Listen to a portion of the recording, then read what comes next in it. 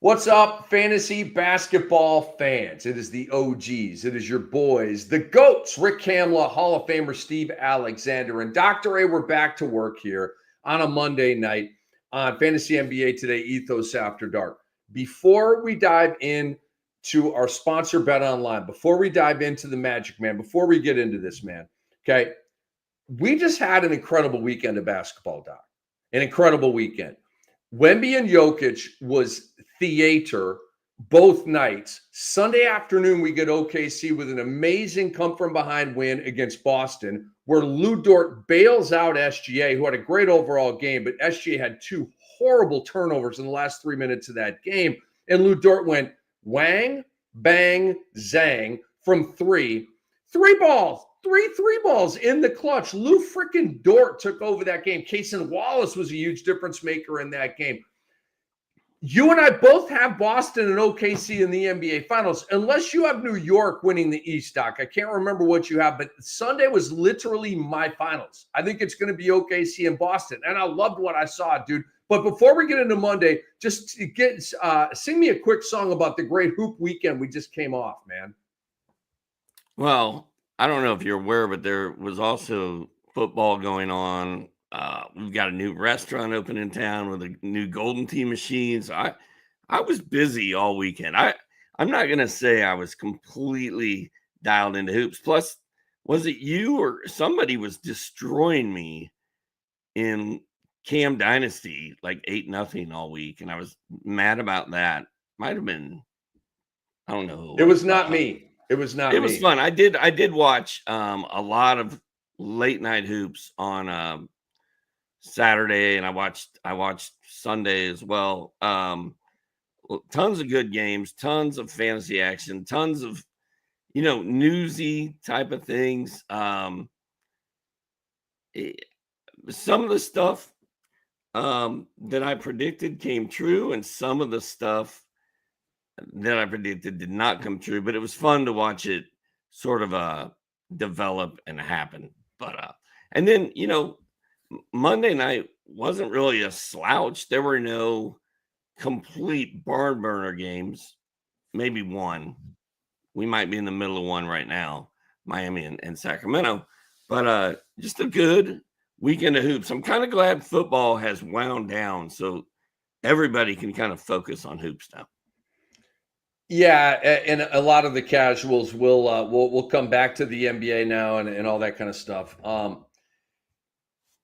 Doc, I have a quick question for you, and let's keep this quick. Is there a matchup, an individual player matchup that you would rather see in the NBA right now than Wemby and Jokic? No. Can I interest you in LeBron and Steph, which the networks just absolutely love to throw down our throats? No. It's not even close to Wemby and Jokic right now. It's not even close, dude. It's not even close. Because Wemby does something every night where we're just all kind of like, and then Jokic will turn around and put up 3 lines in a row just as good, and we're like, without all the blocks and all the threes usually, but it's wild, man. It is the Wild West with those two. It is, dude. It is. So, all right. Let me tell you about our great sponsor here, Bet Online. They continue to be the world's most trusted betting platform, your number one source for online betting in 2025. Whether you're a seasoned fan or a first-time bettor, Bet Online is your ultimate game day companion with the largest selection of odds on everything from football, the NBA, college basketball, NHL, UFC, college football playoffs right around the corner here, the Final Four of it. BetOnline is the number one sports betting source for the new year. From touchdowns to three-pointers to hat tricks, BetOnline has you covered on every game, every play, and every win. The game starts here at BetOnline. Doc, real quick, I am 18-5 in 2 fantasy hockey leagues this year. 18-5. Am I bragging? You're damn freaking right I'm bragging. I have not watched one play of hockey, not one highlight, not one moment of a game, not one. The name of my teams, Doc, is I don't even watch hockey. I'm trying to rub it in all these puckhead faces that I'm not even watching their sport, yet I'm gangstering them in these fantasy leagues, man. I got my rating back up in the 900s in fantasy hockey.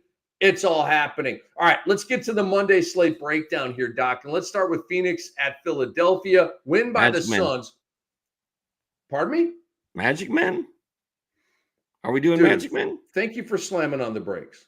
Magic Man. My bad. Thank you for getting us back on the rails here. I was psyched. I was frothy with my fantasy hockey success, Doc. All right, I'm rolling here. I'm absolutely rolling. I played a little fantasy hockey for a couple of years. Did you watch hockey or did you just mess around with numbers like I'm doing? Well, since I had some guys on my teams, I was watching a little hockey, but that's not something I typically do. And I couldn't really name half the guys that were on my teams, but I was a little bit competitive. I didn't win any leagues, but it was fun. I enjoyed it. I understand. All right, Doc. So you always go first on the Magic Man here, and thank you for getting us back in line here. Who's your Magic Man of the night? I liked what Zubac did. He went off and had like 6 blocks. I think Wemby had 8 blocks, 4 threes. Just stupid. But both of their teams lost. I'm going to offer a olive branch, a peace offering to Anthony Edwards. He's my Magic Man of the night. He kind of took over this game late. He was being aggressive and taking it to the rack.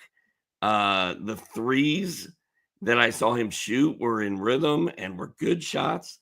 He made 14 of 29 shots. He was almost at 500, but 37 points, 7 boards, 8 assists, and a steal, 6 3-pointers. In what turned out to be a really good win against the Clippers. And I think Minnesota needed that win. Edwards hit this one shot. He just went nuts. He's just like, I'm him, I'm the man. Like, nobody can stop me.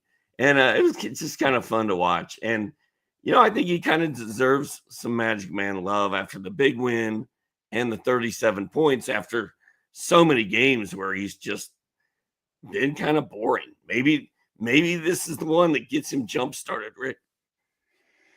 Yeah, I mean, Ant-Man's been percolating a little bit lately here, right? He had the 53-point game, but it was a horrible loss, Doc. They lost to Detroit by 14 points, even in a 53 with 10 3-balls by Anthony Edwards. But Doc and I have been saying, do we sell high with Anthony? No, you hang in there with Anthony Edwards or you buy low with him. Well, guess what, Doc? The buy low window has closed. He now has 90 points in his last 2 games. He's gone 53 and 37 with 16 threes over these 2 games. So that ship has sailed, but we've been telling you guys that for like the last 2 or 3 weeks.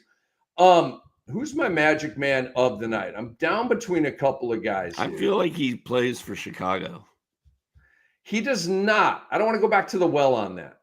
All right. Talking about Zach LaVine. I don't want to go back to the well on that. It's maybe a little bit too predictable. I'm going to hit you with Cade Cunningham, Doc. Doc, I don't want an all-star game without Cade Cunningham. 32, 6, and 9, 2 steals, 4 threes, 11 of 23 shooting, 118 to 115. Detroit beats Portland tonight. Doc, the Detroit Pistons are a 500 team at the midway point of the season. They're not 2-2. They're not 2-2, Doc. They're 18 and 18. Okay? Damn it. This needs to be acknowledged. Detroit, off the top of my head, they won 20 games last year. They were rancid butt last year, dude. And now they're 500, and Cade Cunningham is flirting with triple-doubles every night. He's got like 6, 7, 8 triple-doubles on the year. Dude, I am boycotting the All-Star game if my boy Cade Cunningham's not in the All-Star game. I'm boycotting it. I may already boycott it because the NBA All-Star game is the worst sporting event we have in North America. But if they don't get Cade Cunningham in that game, I'm certifiably, officially boycotting it. Did you remember when we were young lads and All-Star weekend would roll around and Dominique's dunking against Jordan and Larry Bird is shooting 3-pointers, and oh my God, it was such a big deal, dude. I cleared my calendar. Dude, the dunk contest used to be dope. I got the VCR set up. Vince, like Kobe. Come on, man. man. It was everything. Come It on, was so man. fun. And now it's literally a laughing stock. Like, it's a joke. It's a Twitter pinata, isn't it? Everybody just grabs their bat and whacks at that pinata. It's literally a Twitter pinata. Like, The NBA sticks their face out and they go, "Take your best shot at us." and you will not see one positive tweet about All-Star Saturday.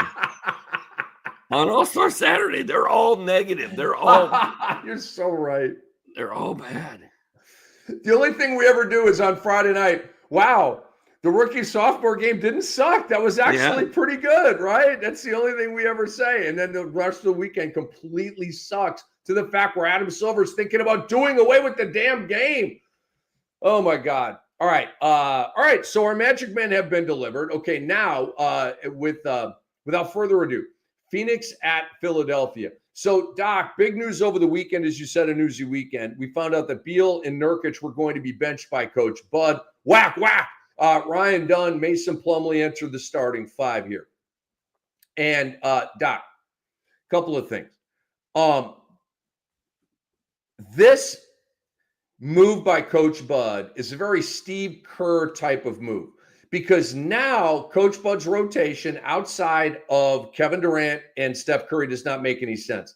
And we know that Steve Kerr's rotation, Draymond, it doesn't make sense that he was starting over Kuminga, but okay, he was. But Draymond was guaranteed his minutes. Curry was guaranteed his minutes. Outside of that, Wiggins kind of guaranteed him his minutes, but outside of that, a crapshoot. You guys get the point. Doc, there are too many guys playing random minutes in this new Coach Bud rotation. And this was not a blowout rotation. This was a road win by like 10 points, okay? This was a good glimpse at his rotation. Doc, here's the concern for me. There's no role definition in this at all outside of, obviously, Kevin Durant and Devin Booker. You cannot win without role definition. They won tonight. They beat the Sixers without Joel Embiid. Is anybody impressed by that? No, they're not, okay? You got to have role definition. The Knicks have role definition almost by default because Tibbs only plays five guys. But this isn't a fix by Coach Bud. This is, I'm throwing ish against the wall and I'm hoping it sticks. And I think it's going to slide right down the wall here. Ryan Dunn, though, Doc, is a fantasy thing now. He had 15 points, 4 rebounds, 3 threes. To me, he's a must-add pickup right here. Talk to me about the moves here by Coach Bud. Yeah, dude, I'm really irritated about this Mason Plumlee thing, but there's hope for Mason Plumlee because Joel Embiid was out, Andre Drummond was out, and the Sixers' only big man was our guy. What do I like to call him? The dancing panda, but no, he's the dancing bear. Yabu, just hit him with Yabu, bro. Yabu, Gershon Yabusele. Yabusele. No, it's Yabusele. Yabusele. You had it right the first time. So it makes sense that Mason Plumlee, Yusuf Nurkic, and Oso Ighodaro all kind of split minutes three-way at center because they didn't really need a center.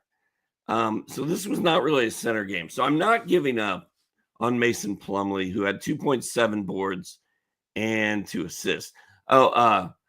I think Andre just wrote how to pronounce Gershon Yabusele's name in our private chat for the 52nd time this year. So I'm okay with hopefully Plumlee's okay tomorrow. Ryan Dunn, 6 of 11, 3 triples, 15 points, 4 boards, 1 assist, no steals, no blocks, 3 threes. I think Ryan Dunn is, like you said, now a thing for the Suns. And Devin Booker, for whatever reason, only made 3 of 16 shots and had 10 points. He did have 10 assists. If Devin Booker is going to have 10 assists, it's going to kind of render Tyus Jones useless. Even on a night when Bradley Beal comes off the bench, it goes off 10 of 15 shots, 25 points, 5 dimes. And then the other problem, and I'm sure we're going to hear about this from Brewski all week, Grayson Allen played 14 minutes, scored 6 points and did nothing else. But my takeaway is I grabbed Mason Plumlee where I could, and I'm mad about it right now, but I'm not giving up. Devin Booker's played a ton of point guard in his son's career. Remember, Chris Paul would be hurt. Devin Booker would be on the ball, 6 assists, right? 30 points, really fat stat lines, a lot of double-doubles. Devin Booker's very comfortable, Doc, as you know, on the ball. Very comfortable in that point guard role. It's not a fish in a boat. He's a fish in water at point. There's a point guard in there. I think you make a great point here, because if Devin Booker and Bradley Beal and Kevin Durant, and then you've got your center, and then you've got like Royce O'Neal, right? Or Tyus Jones, okay? The point guard, the three, scores, and then your center. That's role definition. That's good news for Tyus Jones. Now that the Suns are a basketball amoeba that's going to be doing this all the time, right? We don't know what form they're going to take from night to night, right? They're now in the rotation soup of Coach Bud. He's completely done this, and plates are in the air. And Doc, I think night to night, Nurk is going to have a big game off the bench. And then Plumlee's going to have a big game. And then Grayson Allen's going to have a heater. And Royce O'Neal's going to have a heater. And, dude, I think it's going to be a mess, just like Gary Payton and Kyle Anderson and D'Anthony Melton and Podziemski and these guys out in Golden State and Buddy Hield. Like, they're all having these pop games, but it's like, it's the shell game each night for us. We don't know who to pick. It's throwing darts against the wall, dude. So it's a buzzkill. I think it's a big buzzkill from fantasy. Yabusele is the Sixers' Bobby Portis. Anytime Joel Embiid does not play, you have to get his robust body type in your lineup, okay? And I'm a Yabusele guy. 14 and 10 with 3 threes tonight. And shout out to my boy Kelly Oubre. You can't hold this guy down, man. No Embiid tonight. He had 26 and 11. He doubled up Paul. Wait a minute. What was the stat on him? He doubled him up. Took the same amount of shots as Paul George, but doubled up Paul George and scored. That's right. Kelly Oubre, a better player than Paul George. Yes, I'm kidding. I'm saying that for the young people who idolize Paul George, and you all need to get your heads put on straight, okay? He's not that good. Portland at Detroit, Doc. Already made Cade Cunningham my Magic Man of the night. So let's talk about some of the fantasy nitty-gritty here. Tim Hardaway Jr., I feel like tonight Doc was like, wait a minute, you're starting Beasley?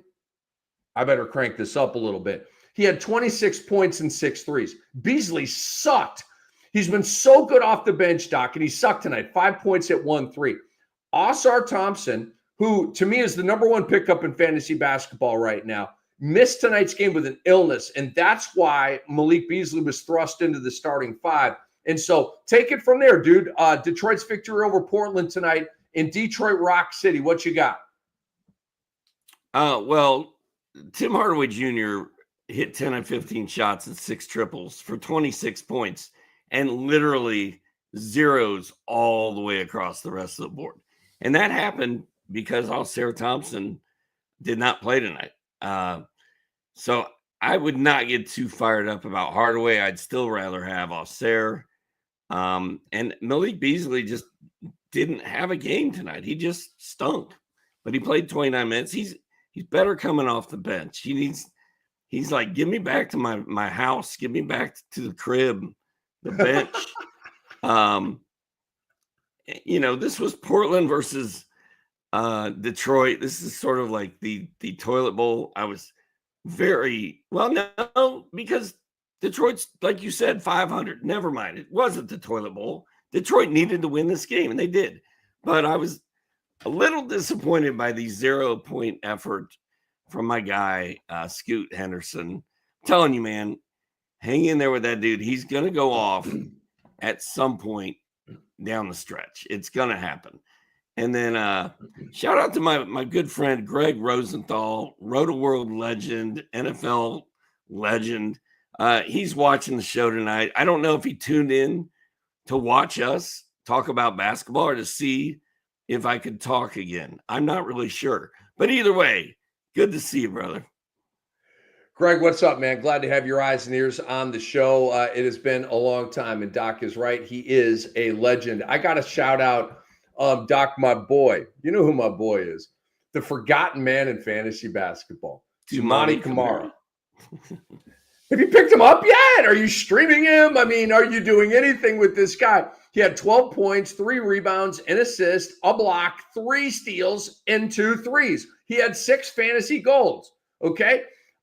And Doc, your boy Denny Abdia, man, he didn't have a great stat line tonight. It was like 14, 3, and 4. I think a steal and a 3 or something. Like, okay, but not great. He's been freaking on fire over the last 2 weeks. Jeremy Grant's missed 4 games in a row. Abdi has entered the starting 5. He's had many big games here. And Doc, I think he's got staying power. I wrote about him in the waiver wire column for Sportsito's Fantasy Basketball this week. As a guy, not even a pickup, because he's on most teams right now, is a guy who's popping. I do a little thing at the bottom of the article, guys that are popping right now that may already be on teams. He's popping right now, Doc. It's best he's ever played in the NBA. He's a PRA machine. And I think even when Jeremy Grant comes back, he's going to play 24 to 28 minutes a game off that Portland bench. So I'm feeling your boy Denny Abdi all of a sudden. He's been fine, man. I mean, his ranking isn't very good. This Miami-Sacramento game is hot right now in overtime. His rankings aren't very good, but he's more like, he reminds me of Josh Giddey a little bit. He's a PRA guy with some goodies thrown in, but also with some dog in him, playing hard. Like, I like watching Denny play. He's one of my favorites. And shout out to Anthony Simons, man. 36 points, 9 assists, 8 triples. Totally rendered my guys, Scoot Henderson and Delano Banton, worthless. Delano Banton didn't even get off the bench. Here's what Scoot Henderson needs. Scoot Henderson needs the Portland Trail Blazers to ship Anthony Simons to a contender at the trade deadline, Doc, at which point Scoot Henderson will go into the starting 5 at the point guard position. Shaedon Sharpe will be the 2 guard, and all will be right with the fantasy world. But only then will Scoot Henderson, be a consistent guy. But that could definitely happen. Anthony Simons could be moved at the deadline. I think he's terrific. For a team that needs some scoring punch. So just saying, but if, and like Doc said, one of those guys will be shut down. And so Scoot Henderson, even if it's about the Cooper flag of it all, will be probably in league winner status later on this year. All right, Doc, let's move on to Indiana at Brooklyn. The Pacers get a victory here tonight. They move over 500, and it's been a long journey to get to this point. And now they can maybe keep stacking wins and keep getting better in the East and be the team that we thought they would. I have nothing on Indiana. There's nothing actionable about their box score tonight. It's the usual guys doing the usual things. Okay. I want to talk about Keon Johnson. I talk about him in the waiver wire article that I've pimped a couple of times here throughout our show. I was not a Keon Johnson guy, and I mean, I only am now statistically, but guys, he is now putting together consistently some good games. And over the last couple of weeks, he's had very, very good fantasy value. Over the weekend, I think it was on Sunday or Saturday, I can't remember the day, he had a 15, 8, and 8 game. All right. Tonight, 12, 4, and 5, 4 steals, 2 threes. If he's on waivers, he is a must pick up right now. The Nets are already in Cooper flag mode. Cam Thomas out a chunk. Cam Johnson out a chunk. Ben Simmons, God only knows when he's coming back. You already know the deal. And Keon Johnson's been getting really cozy and really sticky in that starting lineup, Doc. And I think Keon Johnson could be a league winner type of guy on a downtrodden, tanking, lose every game by 20 Nets team in March and April. I think Keon Johnson's going to be terrific in that scenario. Yeah, it's very interesting because Brooklyn sucked at tanking early in the season. I don't know how they've won 13 games, but I'm thinking they're regretting that. The guys I like to think about picking up are one is Keon Johnson, 2 is Noah Clowney, 29 more minutes tonight. He didn't shoot it well, 4 of 15, but he took 15 shots. Guess who took more shots than him on that team tonight? No one. He led the team in shots. And that means if he makes those shots, his stat line looks completely different than it did. Zaire Williams, interesting, starting 10 points, 8 boards, 4 assists, a steal, a block, 2 threes. And then Day'Ron Sharpe off the bench, 16 points, 13 boards, 5 assists. I don't really trust Day'Ron as much as those other guys, but he's at least worth putting on your watch list. And keep in mind, D'Angelo Russell was out with a shin injury, so that was part of the reason these guys were sort of popping. And then remember when I said Andrew Nembhard is making this Pacers team look like it's his team? Ever since I said that, he's sort of disappeared. And it's clearly back to being Tyrese Halliburton's team. So that's been an interesting development. If you picked up Nembhard when I got all excited there for a minute and want to pick one of these other guys up, there's a long list of guys to pick up right now. I don't think it's a horrible idea to think about dropping Nembhard. I got to pull up his stat line because tonight literally was the most Nembhard. Off the top of my head, it was 8, 2, and 3 with like 8, 5, 3, and 2. What was it, Doc? 8, 5, 3, and 2 steals. There you go. 8, but the triple single from Andrew Nembhard. And he had some big games. He was playing well for a minute there, and it did look like. But his last 4 games, 10 points, 6 points, 9 points, 8 points, and just a lot of triple single going on there, man. A lot of Andrew Nembhard going on there. Hey, before we move on to our next game here on Fantasy NBA Today, we want to thank you for listening. We appreciate you all out there. Fantasy NBA Today podcast, and we want you to help us keep it going. It's very simple. Head to sportsethos.com and consider subscribing, and don't take too long. Just go ahead and subscribe, okay? Don't forget to subscribe also to the podcast and leave us a 5-star review. It really helps us out a lot. Doc, in the playoffs a couple of years ago, we had the Lonnie Walker game. Recently, we've had an Amen Thompson game. We had there's always a somebody game, right? Tonight, we had the Gary Trent Jr. game as the Bucks, pardon me, with Gary Trent Jr., former Raptor, went up to Toronto and bludgeoned the tanking Raptors. Gary Trent Jr., this was an obvious streaming situation, right? Doc always goes with the reunion game angle. I do too, especially with a competitor and a dog like Gary Trent Jr. He had 17 points, 3 steals, and 3 threes tonight in 24 minutes. And Doc, the reunion game angle is undefeated with one exception. And that one exception is the GOAT of playoff shrinkage, James Harden. It's not undefeated. There's many times where I'm like, man, this guy's going to torch his former team, and he doesn't do it. He doesn't do anything. But I think you're right. I think he is nefarious. Is that the right word? Infamous, notorious for doing that. He's known for doing what you just said. But kind of a boring game, right? Nefarious is like you're assaulting his character. So I think notorious would be a much more fitting word. I don't mean to assault anyone's character. No, I'm saying that sarcastically. Like in high school, my activities were nefarious. Okay? I was also nefarious in high school. But that does not apply to Gary Trent Jr. Dude, Keon Ellis. Anybody ever heard of him? Brewski has. Brewski's probably like got his shirt off in his family room, sweating and just doing watching. This right now. He's on the line in overtime. He needs to hit one free throw to tie the game, and he just missed the first one. We've got 0.9 seconds left in OT.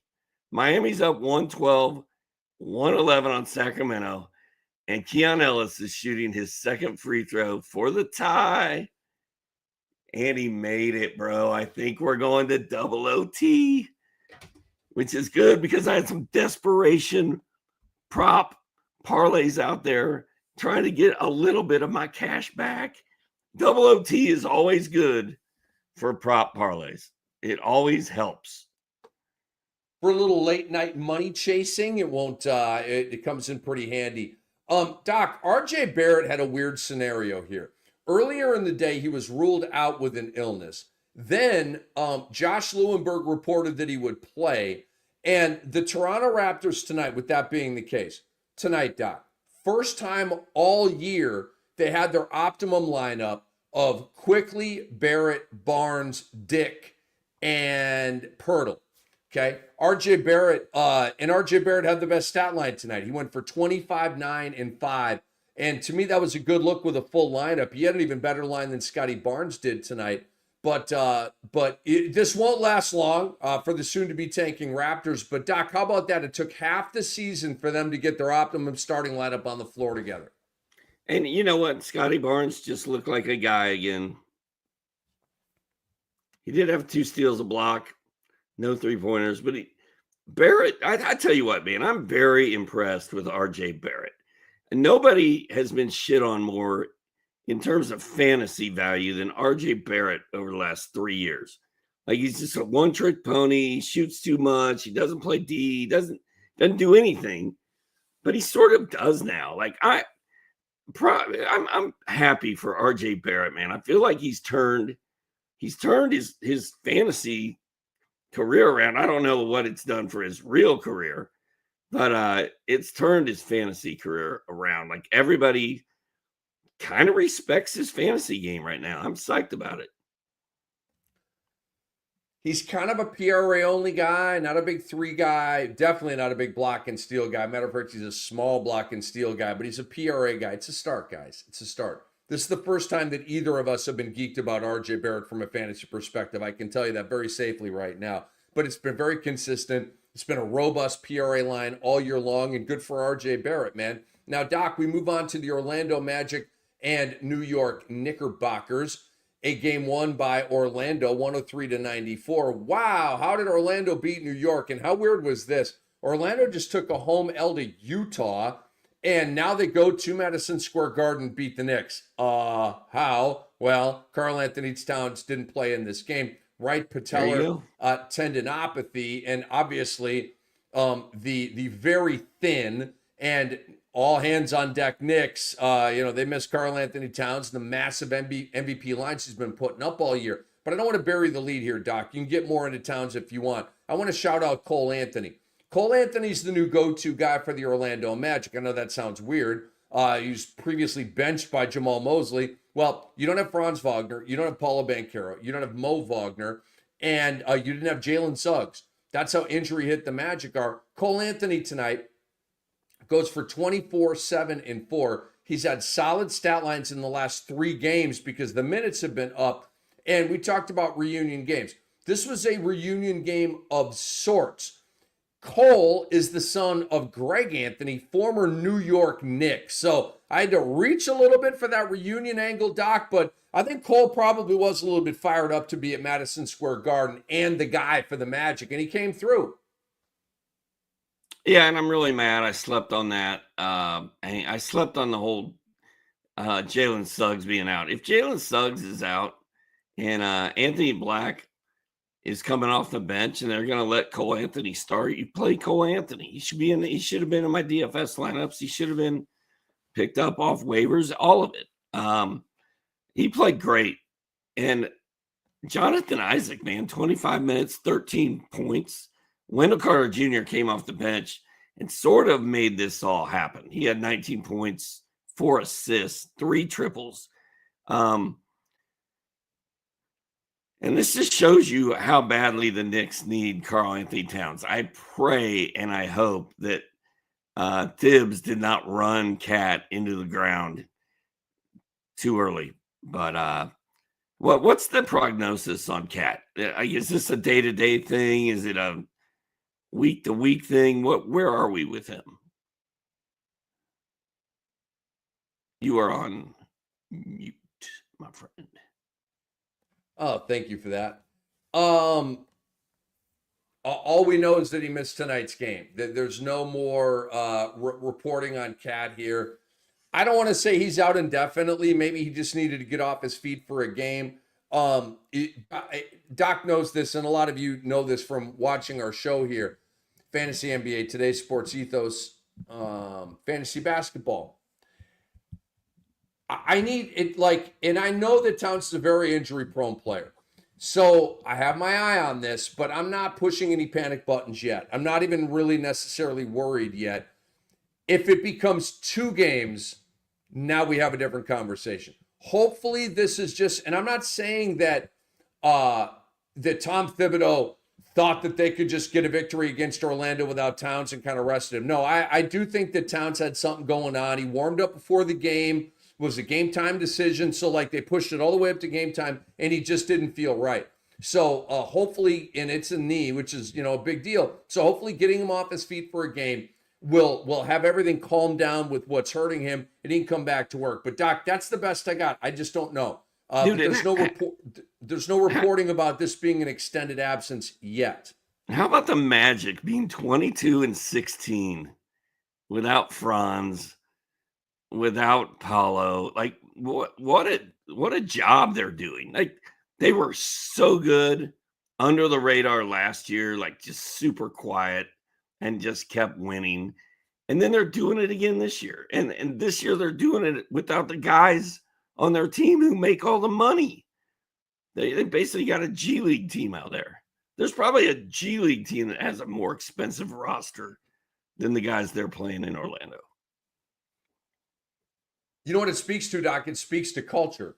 That's the only way that you keep winning when your big guys are out.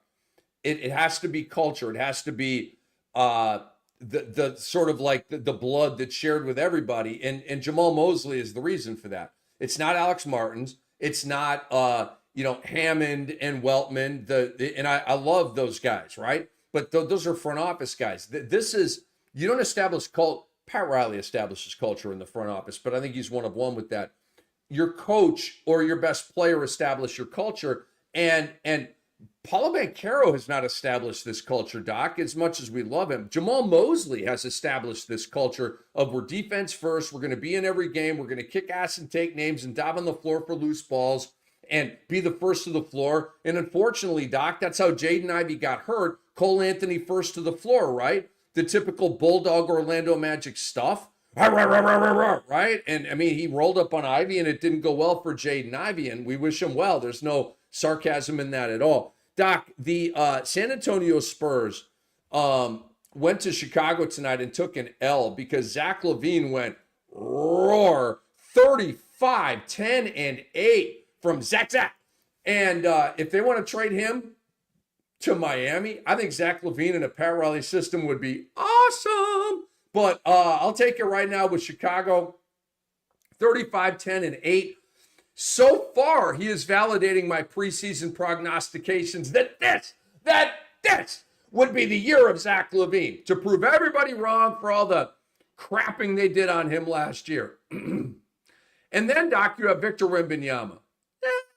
Just a little 23, 14, and 4 with 8 blocks and 4 threes. Just kind of a ho-hum routine. Nothing to see here came from Victor Wembanyama. It's just dumb, really. It's to the point where it's ridiculous. And Vooch did his best. He had a double-double with 24 points. Wemby did better. The Bulls got the win, though. That's a big win for the Bulls. These teams would basically have the same record. And they're both fighting to, make a little bit of postseason noise. Sacramento was up 5. Up 3. I think Keon turns the ball over carelessly, and Bam comes down, he gets a layup, and now the Heat are trying to tie the game up, and they just we're going to the free throw line. Bam is going to the line with a chance to tie the game up with a minute 32 left in double OT. If you're not watching this thing, you should have it on. It is fascinating. And in fact, I'm not even listening to Rick at this point. I'm just watching hoops.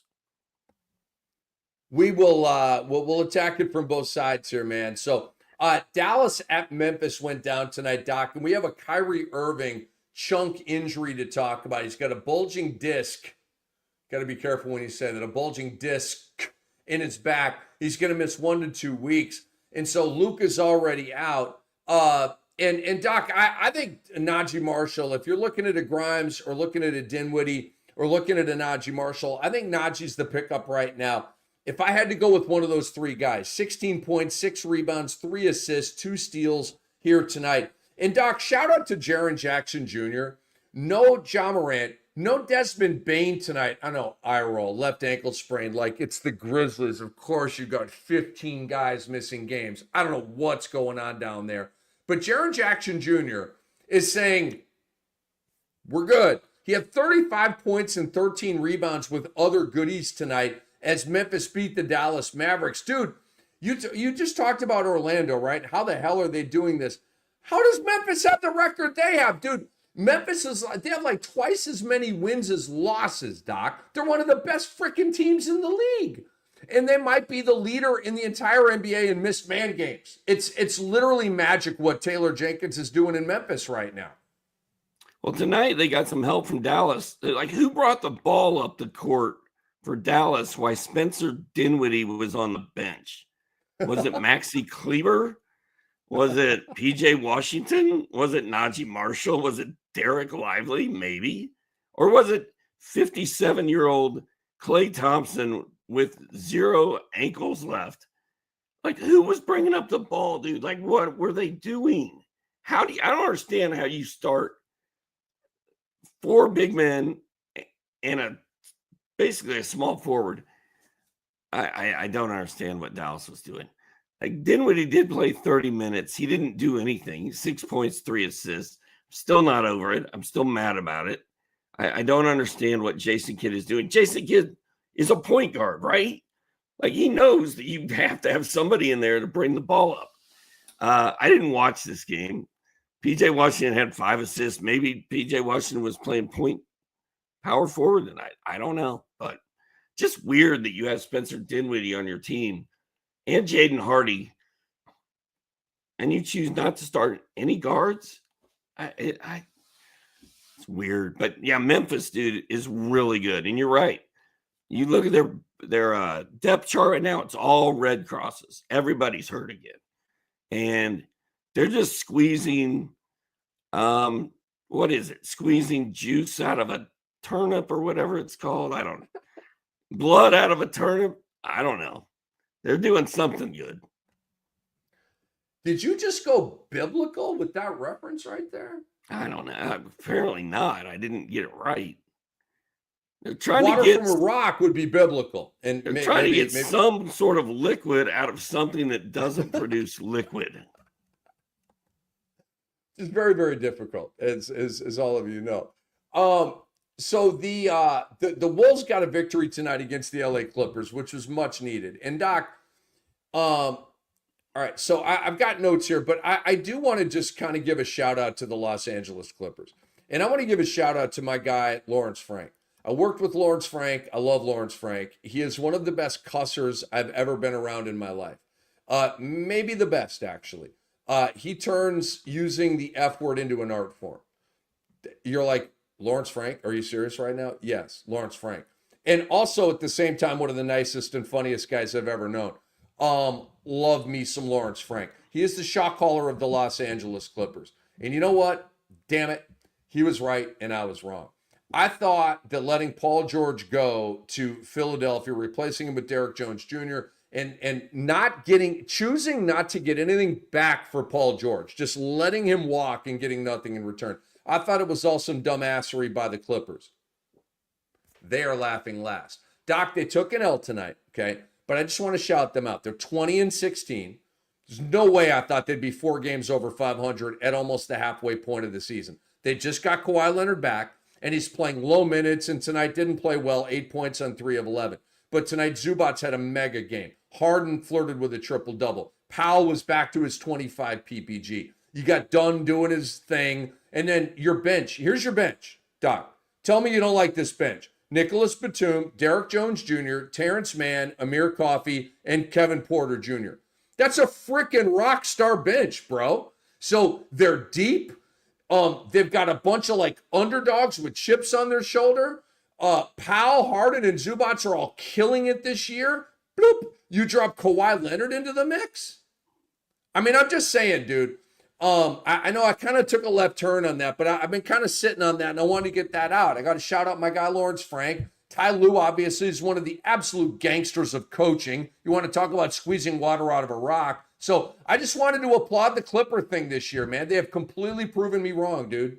I love them, man. Everyone knows this. It's funny, like you can predict what we're gonna say about half the time. Like I've been all over the Clippers all year. They're on all my teams, all the players. And I'm worried about them dropping the Kawhi bomb right into the middle of something that's working. It makes me nervous. You said it earlier, dude. I don't think Paul George is that good anymore. I think he's on the other side of it. He's headed back down the mountain. But I love the Clippers, and that was a good game. Like that was a hard fought game. It was back and forth. It was Clippers took the lead, Minnesota took the lead. Anthony Randolph kind of ended the whole thing. DeMar DeRozan took over. Anthony Randolph? All right, Anthony Edwards. Sorry, your boy Anthony Randolph just usurped Anthony Edwards. What? Ant Rand. But DeMar DeRozan, dude, you're not gonna believe this. Switching gears and then coming back, took over in the second overtime and scored 9 points. I think he hit 3 threes, or at least one big three and another big shot. Just took over and looked like the DeMar DeRozan I have not seen before. He's skipping down the court and he's all jacked up. And Keon Ellis was out there doing stuff. And Sabonis had a huge triple-double. And the Kings got the win in double overtime. And it was a super fun game to watch, even though I couldn't really focus on it. And it made me call Anthony Edwards Anthony Randolph. My Minnesota rant, which is not really a rant, is I predicted last week, you got me started on this, and I finished it. Dante DiVincenzo started for the Wolves tonight. Mike Conley came off the bench. We told you that was coming last week, and it happened, and I don't think it's going to change. I think DiVincenzo's locked in. Last week, I was like, pick him up. If he's available in your league, it's coming. Played 31 minutes, 15 points, 9 boards, 3 threes. That's fine. We'll take that every night, dude. You know, part of my theory with it was Dante's bored off the bench.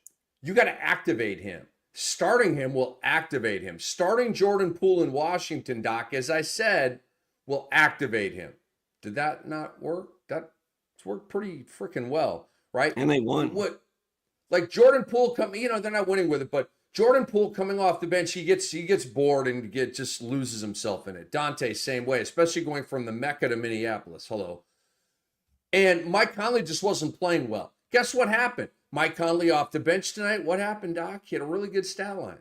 Made shots. He was super efficient. And so now you had plus play from your backup point guard. You had plus play from your starting point guard, whereas you've been getting minus play from your starting point guard and minus play from your backup point guard. Okay? This was a move that Chris Finch had to make. And we just talked about this, and boom, we got it here tonight. I thought that was pretty cool as well, Doc. Conley, 11, 4, and 3 in 26 minutes. So we have one more game to talk about here. Before we get out of there, let's just acknowledge Julius Randle's 2 for 10, 5-point performance against the Clippers. Good job, Julius. Nice work. That's it. You interrupted me to truck Julius Randle like that? Yeah, your guy. I just trucked him. It's a good word for it. If we were, we would be mosh pitting right now if we were in the same room. there would definitely be like some shoulder bumping right now. I would have to get some frustrations out with that right there. I'm in Largo, Florida. He's in Dahlonega, Georgia. So there's a safe distance. I'm kidding about all this. I'm just making this crap up. But how dare you? This my guy Julius Randle although he did completely suck tonight. That is abundantly true. One more game to go, but before we look at the Sacramento victory over Miami, have you downloaded the Sports Ethos app yet?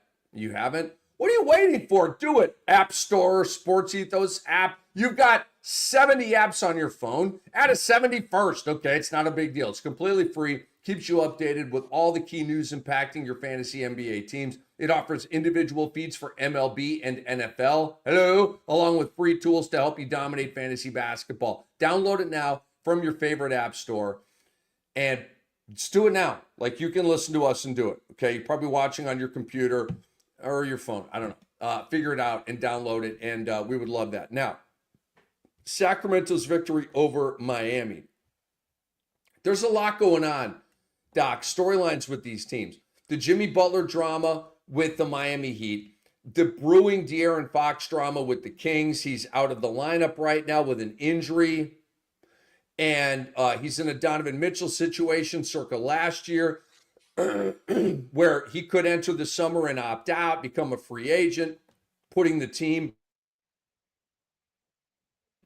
in a very weird spot about, do they ride it out? Do they have to try to generate value in return for him in advance of the deadline? So a lot of stuff going on for both of these teams, Doc.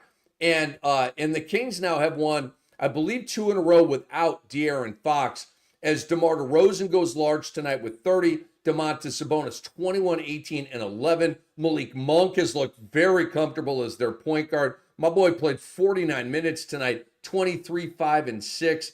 Keon Ellis had a goody game. 3 steals, 1 block, and 3 threes. So, Doc, a lot to talk about here. You know, you've been kind of giving us some live updates and what DeMar DeRozan's been doing. But what has caught your eye from this ball game? The last game of the night here as Sacramento gets to 18 and 19 on the year. Well, Domantas Sabonis, his triple-double was 21, 18, 11. Plus, he had a steal and 3 blocks and 2 threes on 16 shots, dude. Like, that's amazing. He shot it 16 times. DeMar shot it 26. Monk scored 23 on 25 shots. He only hit 8 of 25 shots. Keon Ellis, very efficient. Who knew? All it took was De'Aaron Fox going bye-bye, and Keon Ellis is suddenly a thing. But don't 17 points, 8 boards. I think it was more about Mike Brown and Doug Christie, dude. Don't you? Mike, what did Mike Brown have against Keon Ellis, dude? I don't know.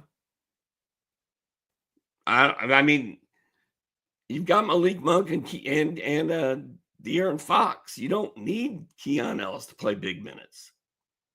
You don't have De'Aaron Fox. You need Keon Ellis.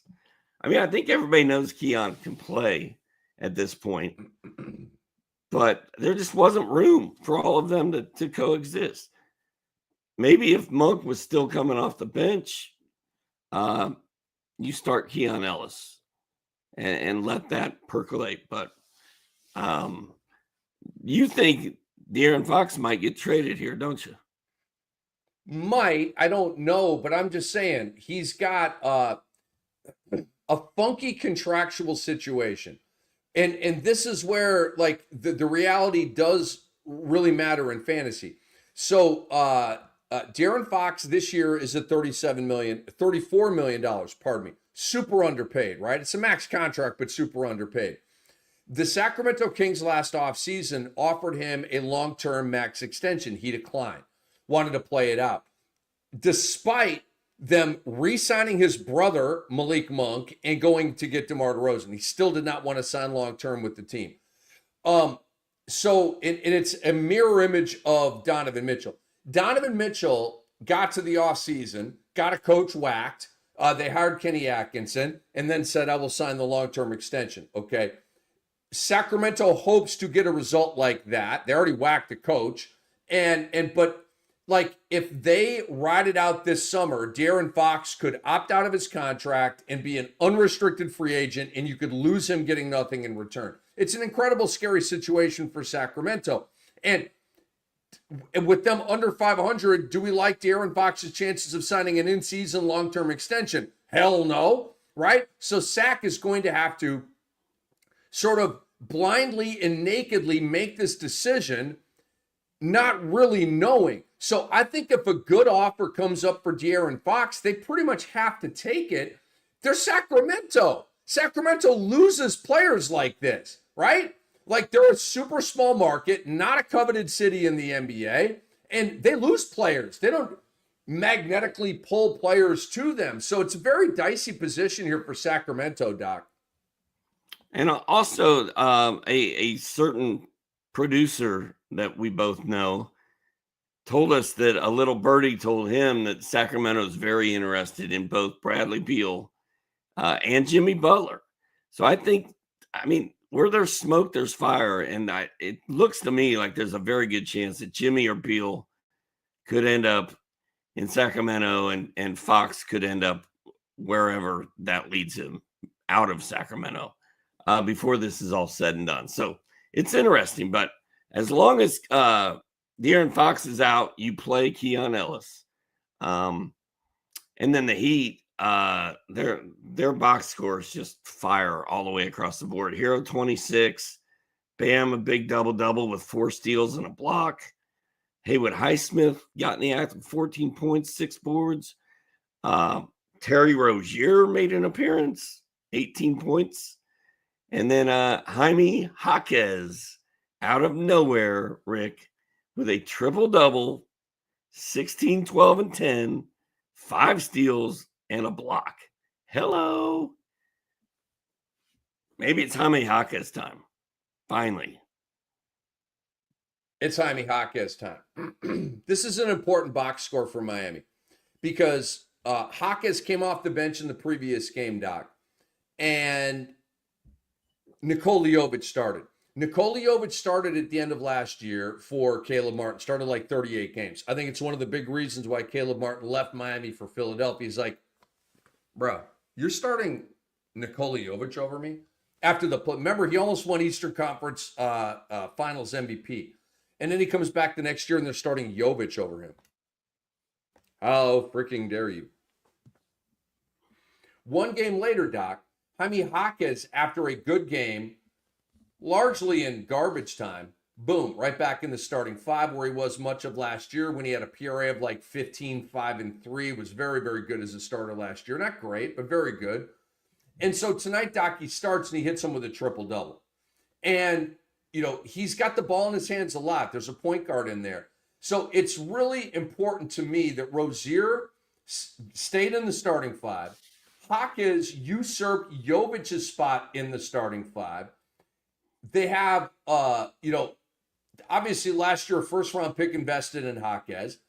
They obviously showed last year that they loved him. This year's been weird with Jaquez. Like, I don't even like he wasn't getting appropriate bench minutes for this team. It was just weird. But I feel like it took half the season, Doc. But like Jaquez is finally the guy that we thought he might be, given an injury to a Hero or a Rozier or a Butler. And now with Butler AWOL with the team, it's Jaquez time. So like, I think Ausar Thompson's a phenomenal pickup right now. He missed tonight's game with an illness, but it's an illness. He'll be fine, and he's going to start for Detroit here without Jaden Ivey. And Jaime Jaquez Jr., Doc, you just mentioned the triple-double. He had a really good line in the previous game. The box score loves Jaime Jaquez. He's a fantasy gold guy. He gives you blocks and steals and threes. And look, there's a little bit of, Doc, like a rebuild or a retool here with Miami on the fly. Like, they know that they have to regenerate their team here without Jimmy Butler. Do you know what I'm saying, dude? It's going to be a new look Miami Heat. And Jaime Jaquez is a big part of that plan, man. And this was a huge box score for him in Miami tonight. And I think this is a run, don't walk situation. Like, those of you who are still up at 1:08 a.m. Eastern time listening to us, looking at box scores, have a huge advantage over dudes that are about to get up in 7 hours. Go pick up Jaime Jaquez right now. Lastly here, Doc, before we say goodnight to the people, I do think Nikola Jovic is someone you need to look at. Keep him on your radar. He's a streamer at least. And Terry Rozier, Doc, I think this is really good news for his fantasy value. He started the last couple of games. He had 18 and 7 with 3 assists, a steal, and 2 threes tonight. So Hero and Bam are mainstays. Haywood Highsmith is going to give you some like defensive goodies, but night to night, the scoring I think is going to be really weird. He guards very tough opponents. He lands in foul trouble a lot. But I think like Jaime Jaquez is the big winner here of the Jimmy Butler drama. He's the big winner, the number one winner. Raise his hand in the middle of the ring. Okay, but I do think that Terry Rozier is a winner here, Doc. I really do. He was completely off on my fantasy radar when Jimmy Butler was in there. Even Jimmy Butler going through the motions. But now that he's back in the starting five, Terry Rozier's back on the fantasy radar. I'm not really a Rozier guy, but I get it. I just see that 6 of 15. His percentages bother me. You don't ever look at percentages, so you don't care. You're a Rozier guy, and I'm not. But I don't know if Jaime Jaquez could come out in the next game and have 8 points and 4 rebounds in 22 minutes.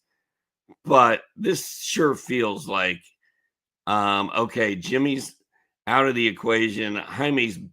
We have not been right with Jaime Jaquez all year.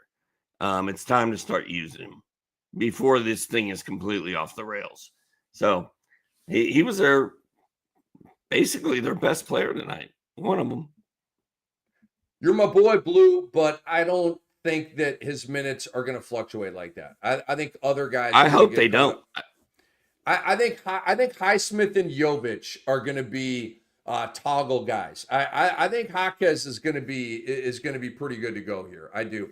If I'm wrong, we'll correct it. But I feel like Highsmith and Jovic are going to be more collapsible than Jaime Jaquez. Doc, anything you want to promote here before we say goodnight to the people? Is Keon Ellis a run, don't walk pickup right now? No question about it. He blocks, steals, threes every single night. Like I said, Doc, you didn't really want to take the bait on that. Mike Brown, I disagree with you on how Mike Brown did his team. I disagree with you and Mike Brown.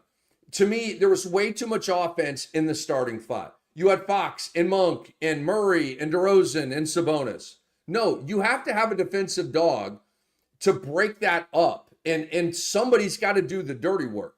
I always saw Keon Ellis started at the end of last year, dude. He started over Herter and Monk. And then Monk obviously blew a tire. Monk off the bench, duh. I mean, he's a fantastic player. Could he start? Yeah, he's starting now and kicking ass. But for this team, it made more sense for him to come off the bench. So that's how Mike Brown did it. I think Mike Brown, in large part, got whacked for his misuse of Keon Ellis. Is that a hot take? I'm not trying for it to be a hot take. I mean, it's probably accurate. And now, boom, what is the new guy doing, Doc? Doug Christie, who, by the way, I'm buddies with. Shout out to Doug Christie. I love that guy. Doc, what did he immediately do? What is the biggest lineup change that Doug Christie made after taking over as the interim head coach of the Sacramento Kings? You tell me. Keon Ellis. He started Keon Ellis. I think Vivek Ranadive was like, gosh dang it, someone's got to start Keon Ellis around here. And you know what? Gosh dang it, I agree, because they need, dude. Okay, what is Sacramento's defensive rating right now? I'm going to look it up right now, Doc. What is Sacramento's team defensive rating right now? You tell me. I don't know. You take a guess. I have no idea.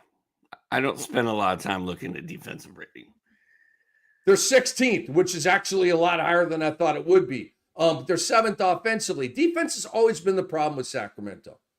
Even going back to Vlade and Weber and Jason Williams and Mike Bibby and all those guys. And Hito Turkoglu, your boy Hito, remember him? The defense was always the issue with them. So anyway, dude, like they got to get defense in there. Keon Ellis is a run, don't walk pickup. Dude, how fired up is Jackie Christie right now? She's living the high life, son. So is my guy Doug Christie with the smelling salts, man. He's driving Doug to the game every night, sitting right behind the bench. She is in love with her life right now, I bet. I haven't heard or seen from her in years. He can't do the motions from the free throw like he did when he was playing. He'd make a free throw and like blow a little kiss to his wife and stuff like that. But Doug Christie's my boy, man. You get off Doug Christie, man. I love Doug. I love Doug. I'm just terrified of his wife. He's a good man. I'm excited. It sucks that Mike Brown had to lose his job, right? We all love Mike Brown. I worked with Mike Brown at NBA TV, like literally the nicest guy on planet Earth, okay? So it sucks that he got whacked, but he did get extended. They did guarantee lots of money. So Mike Brown he's going to be all right. He's going to be all right. All right. He's going to be on the golf course laughing and chewing gum and drinking beer and not worrying about wins and losses. Anyway, we're out of here, man. For a great producer, Andre Lemouche, I am Rick Kamla. And for Steve Alexander as well, I'm Rick Kamla. It's been fun, man. Been a hell of a Monday night. We're going to see you back here in the 11 o'clock hour on Tuesday night, breaking down Tuesday night's games. Folks, we are Fantasy NBA. Today, Ethos After Dark, proudly presented by Bet Online. See you soon.